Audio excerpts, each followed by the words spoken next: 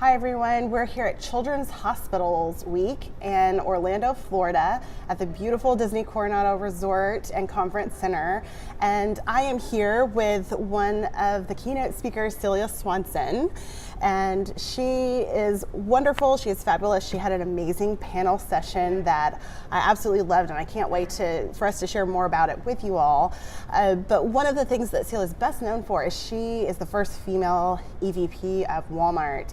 And she also has a wonderful book called Gracious and Strong. We have so much to learn from her today, so we're gonna just jump right to it. Celia, how are you? I'm terrific, Whitney. How are you? Good, good. Well, tell me a little bit about why you are so passionate about this cause with Children's Miracle Network.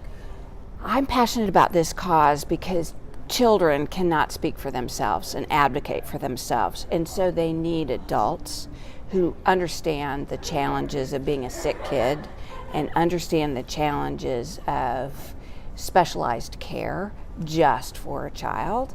And when parents and corporate leaders and organizations can come together and advocate for the kids, advocate for children's hospitals and the importance of that critical care, that's why I'm passionate, because no one else can do it. It's a niche that only we can fill. Absolutely. Well, it's been an incredible week. There have just been amazing kids and champions all over the place that have just graced us with their joy and their smiles.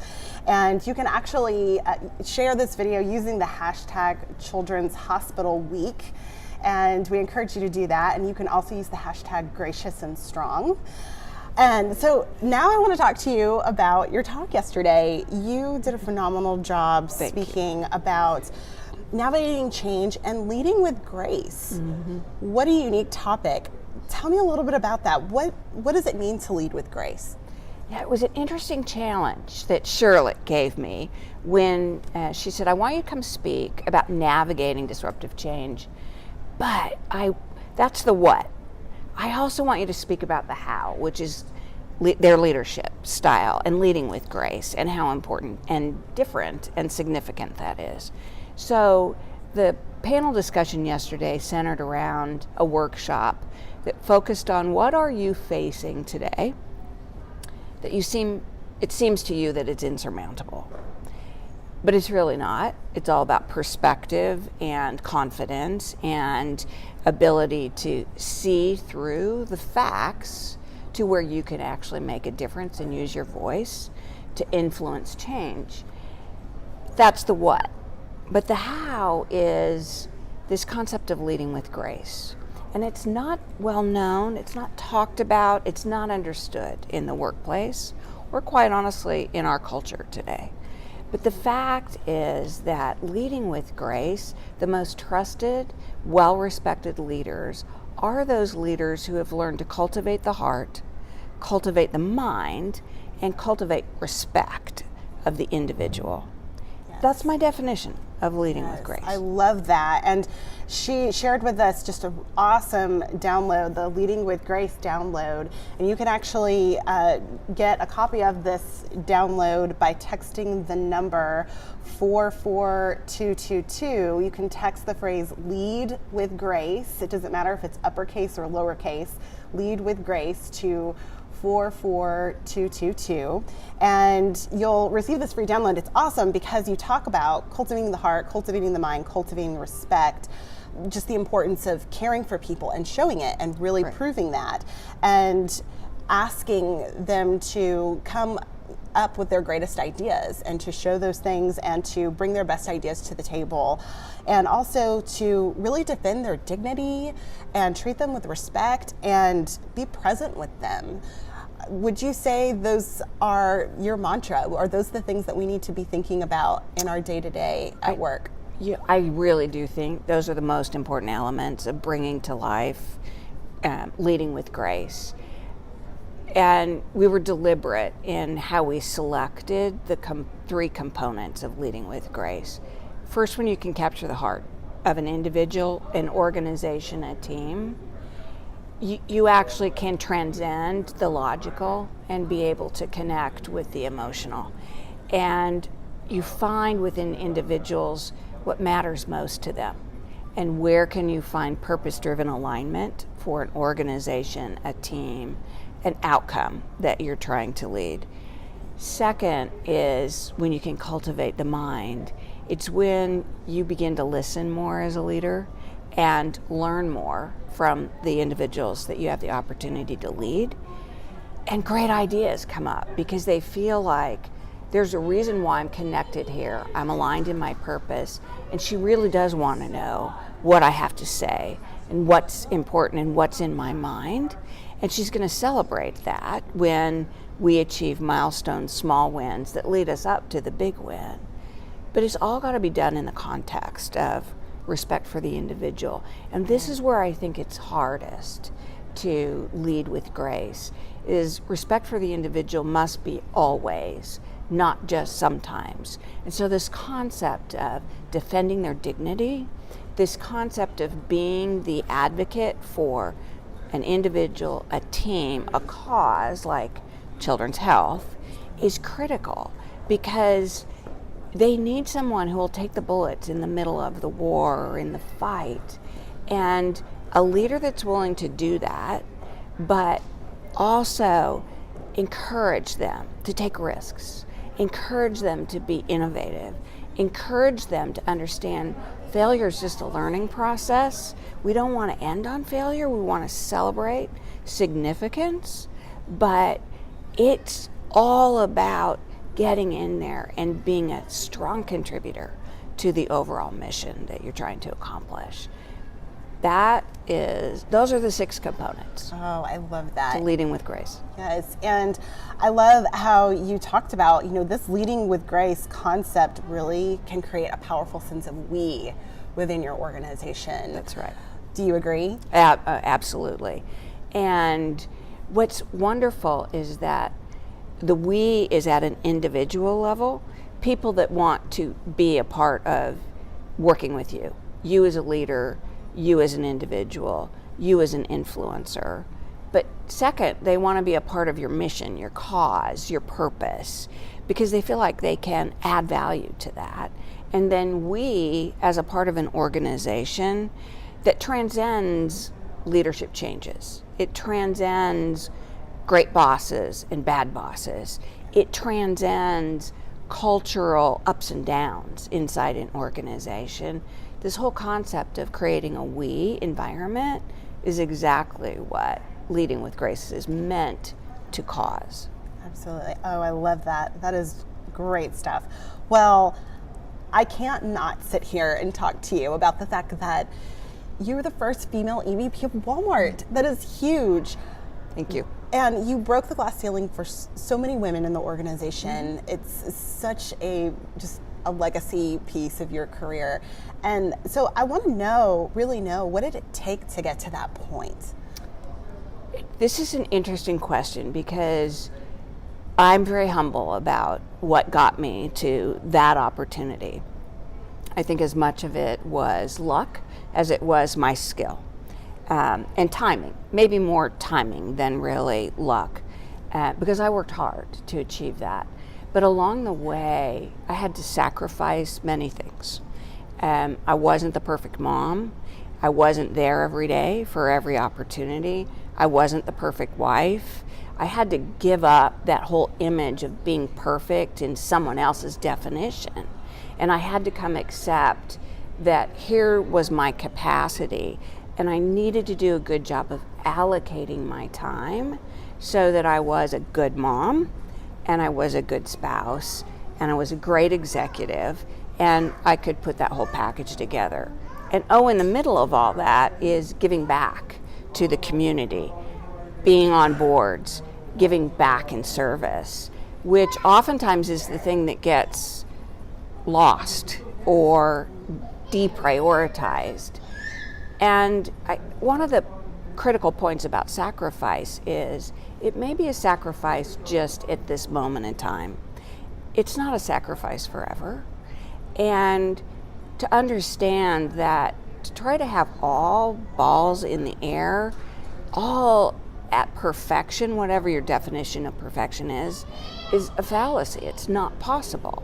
So striking that balance at the time having great communication skills with your family, with your organization, with your boss, to say, this is where I have to be at this point in time.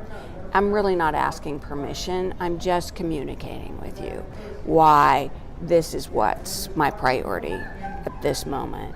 And I think that second point about I'm not asking for permission, this is what I need, is a really important point, particularly for women. You don't need to ask permission for everything. You've earned it. You now are your own personal authority.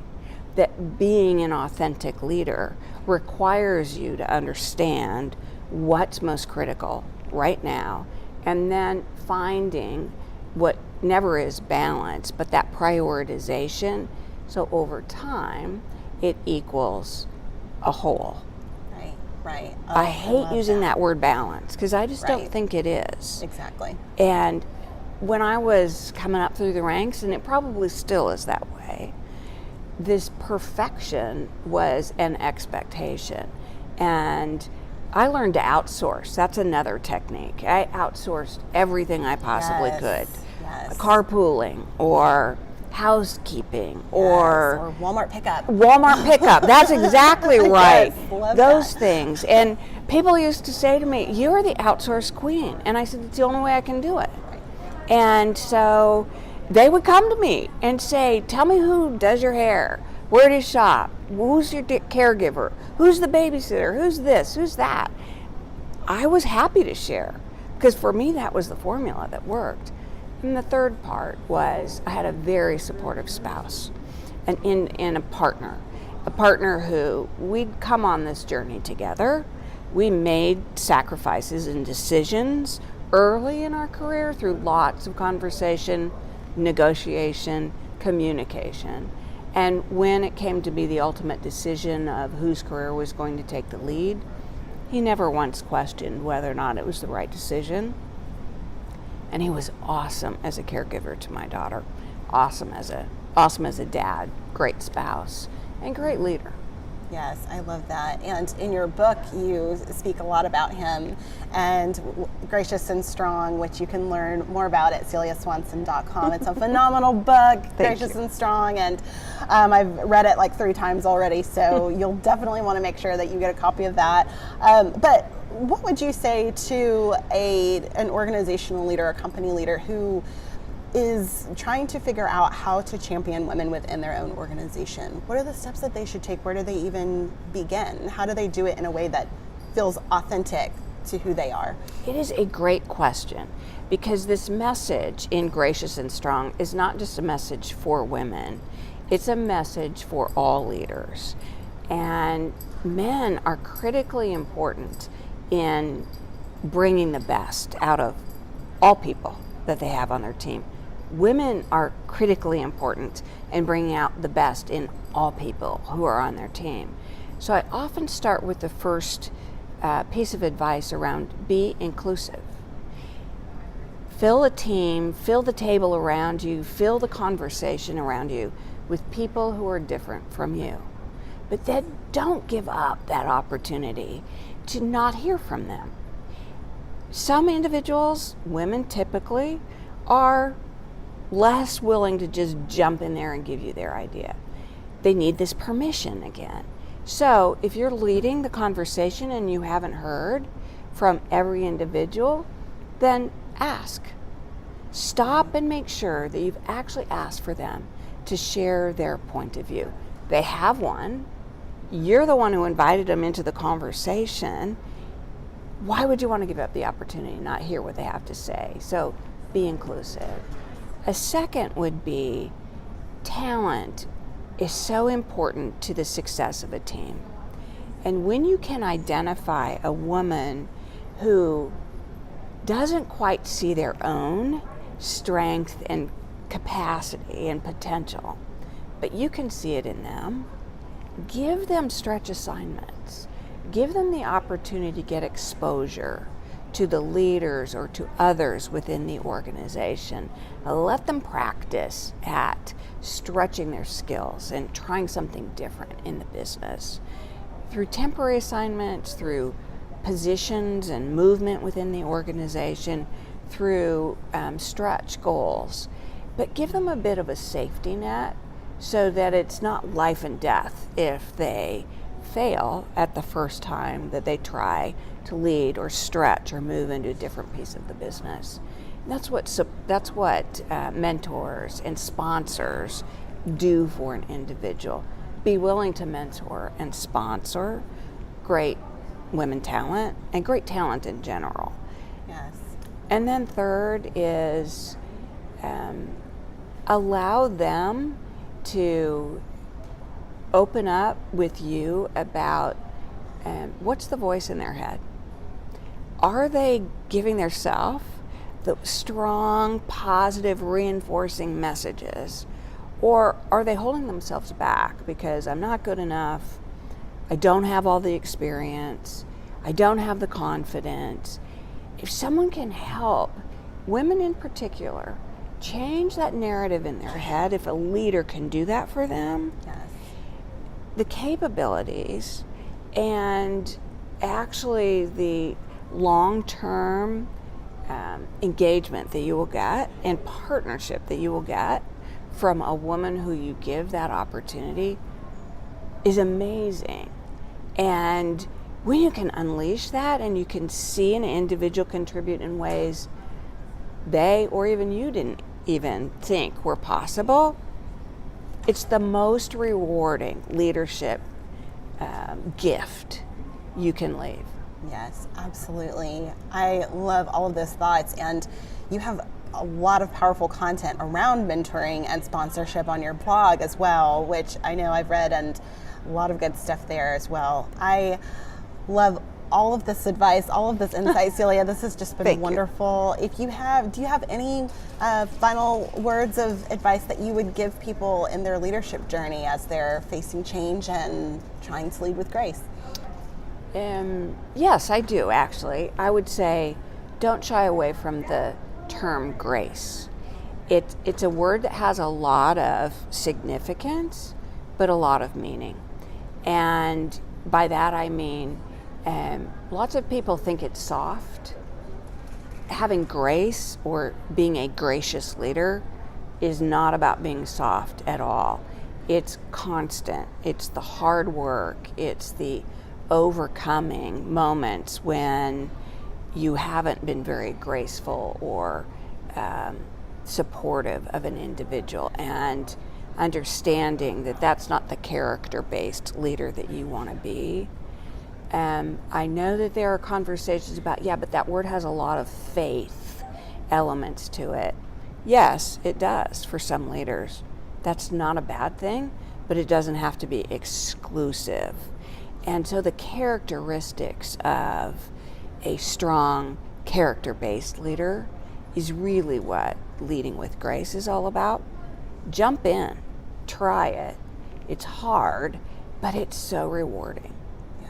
I love it. And I just wish you all could have been at her session yesterday. It was absolutely phenomenal, but this was a great session as well. And thank you so much for your time. If you want to learn more about Celia, her book, Gracious and Strong, you can go to celiaswanson.com. And you can also follow her on LinkedIn, Facebook, and Twitter. And you'll definitely want to check out all of her free resources, share them with your team, and lead with grace. So thank you all so much. Have a wonderful day, and thank you, Celia. My pleasure. Thank you.